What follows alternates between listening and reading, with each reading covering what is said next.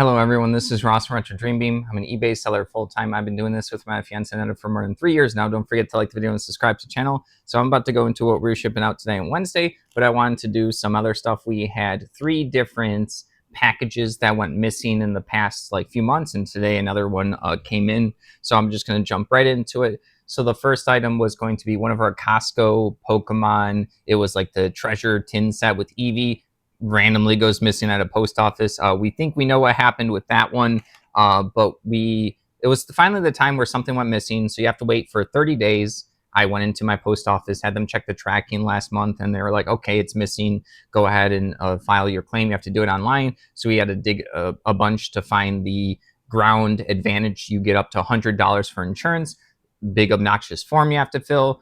Annette and I filled it out, and then it was like, I think it was either up to 60 or 90 days, you'll get a response. Today, when I was actually at the storage unit, I was already going to talk about this. I didn't realize that this came in yet, it was still pending.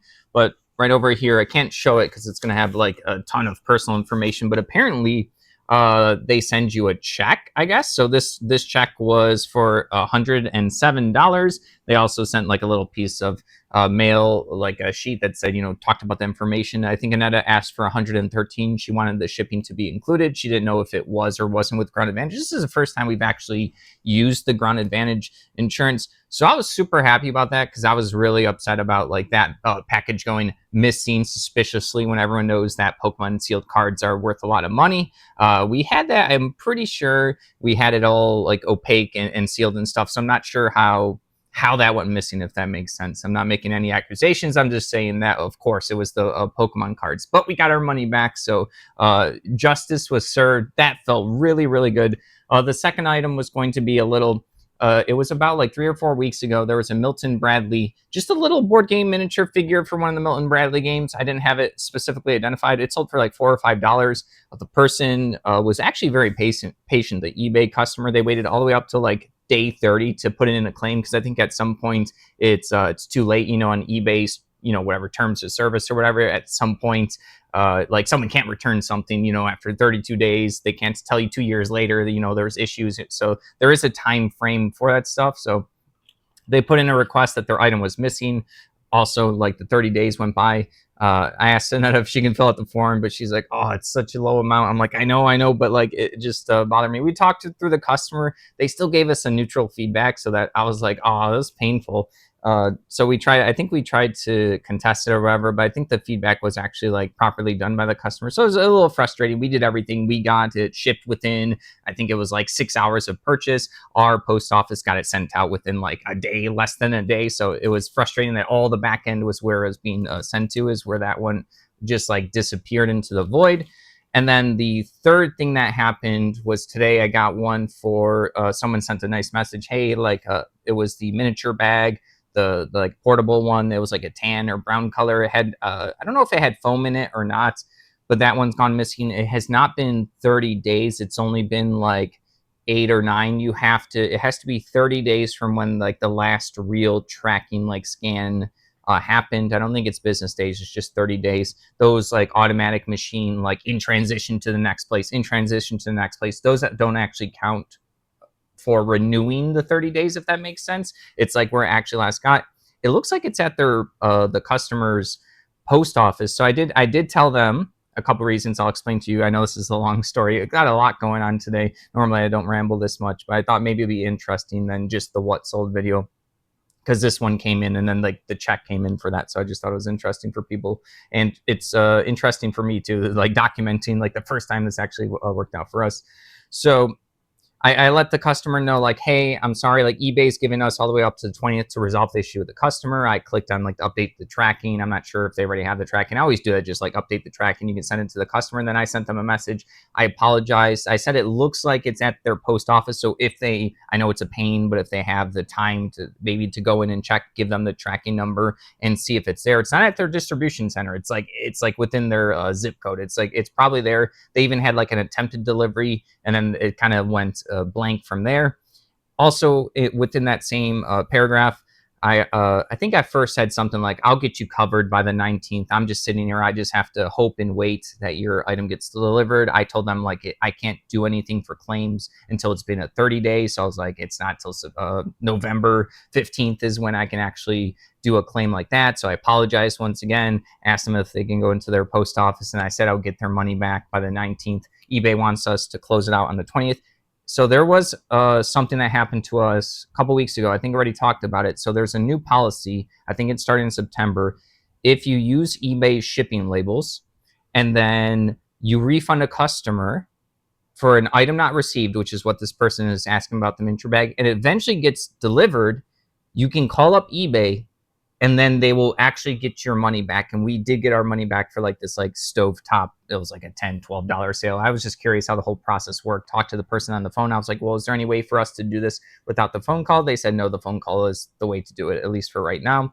So I just want to let people know that I used to not like jump the gun on refunds. I will wait till the last day to see if like items get delivered. There's just a lot of understaffed post offices. You never really know what's going on. So I always just give it a bunch of time. I'll give it to the last day. But now I'm like less stressed about giving the refund to someone because I know I can now call up eBay because I use their label to get my money back if it gets delivered. And then I get to, it's good customer experience. Kind of, they obviously want the item, we want the money. But as long as you're nice about it, it should work out.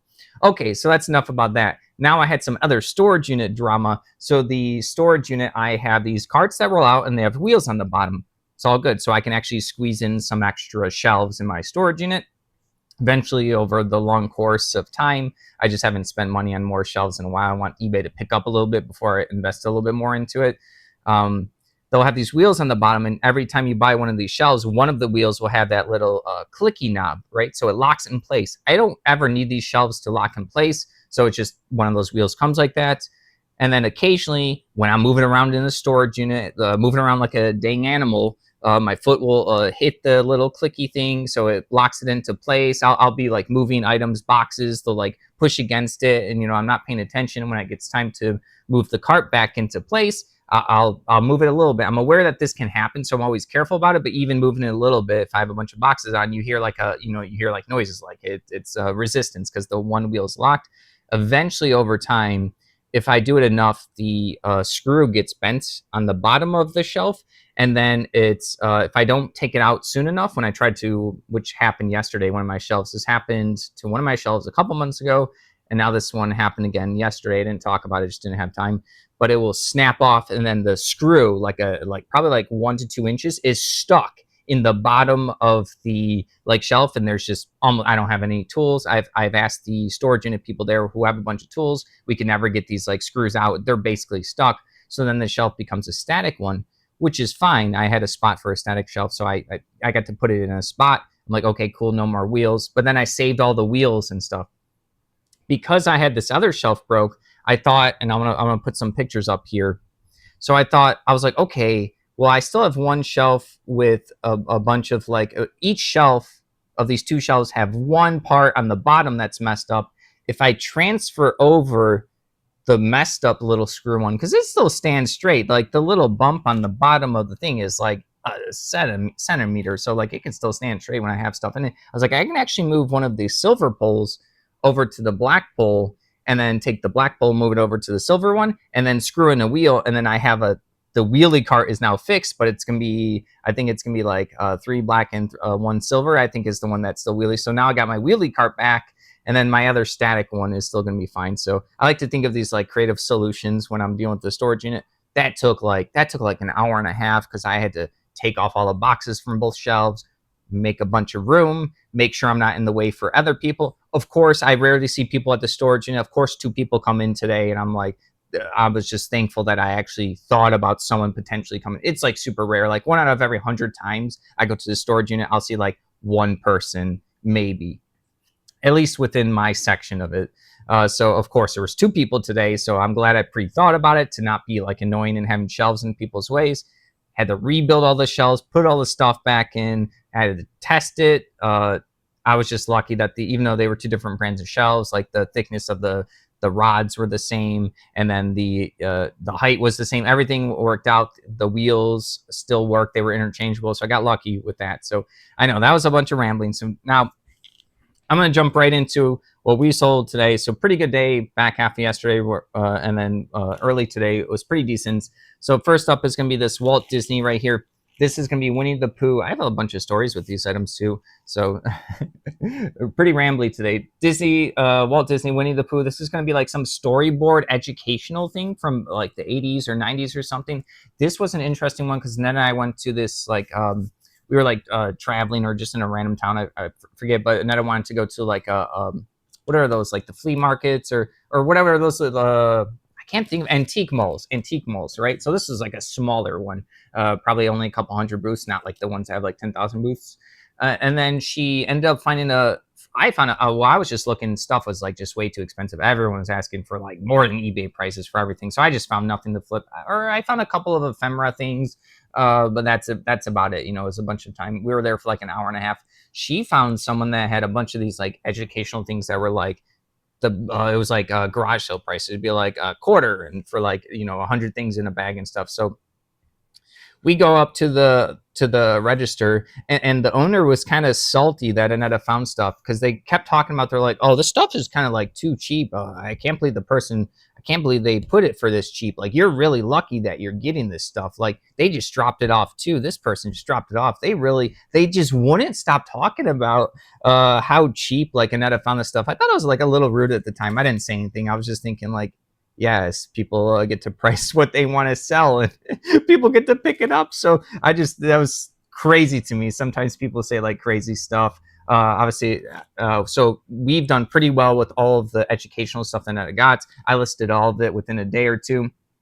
We probably spent like 20-30 bucks at that. This one I'm selling for $15.99 plus shipping. Everything's gonna be plus shipping. All right, next up is going to be these are going to be mega monopoly hotel houses, skyscrapers and stuff. There's like 36 of them. I don't think they're a complete set. I'm doing pretty well with selling my monopoly bits and pieces. I do have some like more to deal with at some point. I have a lot of random stuff to go through from various different places. I've just been listing every day. But someone sent a message at some point. They wanted like partial for $4, and I just like ignore the message. I was like, nah, I just want to keep this together. So we end up selling this for our asking price, no offers, no cent offers, which is rare for us. So $11.99 for these. So I don't know what, that was a different buyer. Sometimes we'll either ignore lowball offers, and then the person comes in and buys it, and then it kind of gets awkward because it's like, well, they paid like more than double. Are they upset that we didn't want to take their $2 offer and stuff like that? So it's always that was a different person though. All right, moving along, we have Van Diesel, Wheelman, some kind of PC game with the race car driving. I don't really like race car driving games, but I thought of it recently. There was I think there was a movie that was going to be coming out. We were watching a trailer, and I turned to Netta. I was like, is this, I looked at her, I'm like, is this Twisted Metal? And she's like, I think we were in the theaters like a month ago. She's like, what's Twisted Metal? So I was like, oh, I have to explain to you later. And I do think they're making a Twisted Metal movie. I loved playing Twisted Metal, but that's more like Mario Kart, Mario Party with cars, and it's like a battle arena. Super good game. All right, so this is just a race car game. So that's the kind of car games I like. This ended up going for $8. Nothing too fancy. I like to pick up the physical media. People do pick it up. All right, another crazy story. Super ramble day. All right, this is a lot of 50 Mod Pizza stickers, right? So these end up going for $39.99. So super crazy. Technically, we did not make money on these. I get very curious when people tell me that there's like different types of ways to source. I always want to do at least one sourcing type at least one time just to get a feel, just to see if I can do it. So I did like a marketplace one time. I'll do like auction I did, and now I do a bunch of auctions. State sale. We want to still eventually get a storage unit, but we don't have the space, money, or time for that. We do eventually want to try to do that. Buy stuff from a storage unit flipper, get stuff from friends and family, do a personal buy, do a collection buy. I just like doing all sorts just to see. I just want, like I said, do it one time, right? So 50 of these Mod Pizza. So Mod Pizza, I don't know how many people have this place. I didn't know about this place until we were around here. So we have some in Illinois. It's going to be a pizza place where you can go in and you basically they'll make the pizza, different types, and they'll like do all the toppings for you. And that's what it is. So you get to kind of like handcraft your pizza. I know there's a bunch of pizza places that do something similar. They had like stickers and other like ephemeras and stuff there. So I'd be like, oh, are the stickers free? And they'd be like, oh yeah, I would always ask at the register. I'm like, okay, well, can I take this many? I would take like 15 or 20. I'd be like, yeah, go for it. So every time we went there, I would take like 15, 20, 30. I would ask, can I get these? Can I grab this many? Is that okay? And they said yes. So I saved up 50 of them. So we probably spent each time, it's gone up in price over the years we've been here, but each time I probably grabbed, I don't know, like 10 or 15 stickers. So we probably spent like, and it was below 20 for Annette and I to go there for 2 pizzas. Now it's like 28, 29. So we just don't go as much. But yeah, I end up getting, so this is probably like 5 times there, or let's say 20 bucks each. So $100 for 5 different times where we fed ourselves for dinner, and then now we're getting $40. There's obviously fees, so I thought it was super cool when this sold today. I was like, yes, we got those pizzas cheaper, so super awesome. This did take a while for it to sell, and then I knew someone originally when I listed those, when I only had like individuals. I have listed some individuals. Someone at the time wanted to buy 100, and I'm like, I don't have 100. So I was like, you're gonna have to wait for me and favorite my shop, because like I only go to the Mod Pizza every, I don't know, like 3 or 4 months at the time when we had the extra money. Like I said, they're more expensive now, so we've only done it once this year. It was like 28 bucks, no pop, just 2 pizzas. I was like, that's just crazy. It is tasty though. All right. Next up is going to be a lot of 26. These are going to be like a bulk lot of commons to uncommons. These are going to be DC related. So there's hero clicks. Sometimes I'll just do them by sets. Sometimes I will do them by theme. Like I said, these are just commons or uncommons. They'll have the little set symbol on the base of the little Oreo base is what they call them for the newer ones. And then some of these I also mentioned are partial cards, because only some of these have cards. A lot of the older figures don't actually have cards that go with them. You look at the colors and you memorize the powers. Cards were introduced into the game when superheroes would start having unique powers, meaning they wanted like Batman to have whatever, like super strength, running shots, and maybe a little bit of invulnerability, and they wanted that within one click of these. They have like different dials, so they call them white powers, where they put a white box around it, and then you have to go to the card to see what's actually included in that white power. So yes, this isn't full of cards, but it's only missing some for the figures that don't have them. Like I said, this is like Batman's, Robin's, and stuff. Got a bunch of hero clicks at auction. Not this recent auction. Annetta told me to pass up on them, so I was like, okay, that's fine. We got the World of Warcraft trading cards for this time, which was lucky. $17.99. We did a lot better with the hero clicks. Like it's like a weird one, because I know a bunch about it, but like it's one of those games. It's just like the players don't really care about the older stuff as much, and then like a lot of RPG person pick up these things to play RPG games. I've heard people use, like, they'll pop them off the bases, then they get cool little figures. Like they're decent cheap figures for various things. But yeah, the players just usually like they'll pick whatever they like. Like if you go to like a game like Pokemon or Magic, the old stuff is worth super lot. For HeroClix, not so much. So I think that will turn around at some point, but we don't have infinite space and time. I do pick up the HeroClix occasionally, and I know I might be kicking myself one time where if I pass up on all the cheap HeroClix, if they ever do spike in price for the older stuff or the middle-aged stuff, it's been around for like, I want to say over 25 years. All right. Next up, and then I don't even remember who listed this. This is a super old listing. Disc number 2 for Flashback: The Quest for Identity. Some kind of old floppy disk game. This is number 2. I looked at our listing. I'm like, I don't even recognize this background, so it's crazy. And it was weird because when I was listing, I took this bin home to list into it, and there was a ton of space. And as I was reorganizing, I was like, what is this? Why is the floppy disk? Like, we've sold floppy disk stuff before, but this was in like a weird bin for it to be. So ended up selling for $14.39. So all right, someone's gonna appreciate it. That's probably like 4 or 5 years old. All right, took literally no space in the storage box it was in. All right, moving along, we have Craftsman Power and Hand Tools. This is gonna be a 1994, 1995 catalog. Got a bunch of cool catalogs from someone's storage unit within our storage unit, like section type of thing.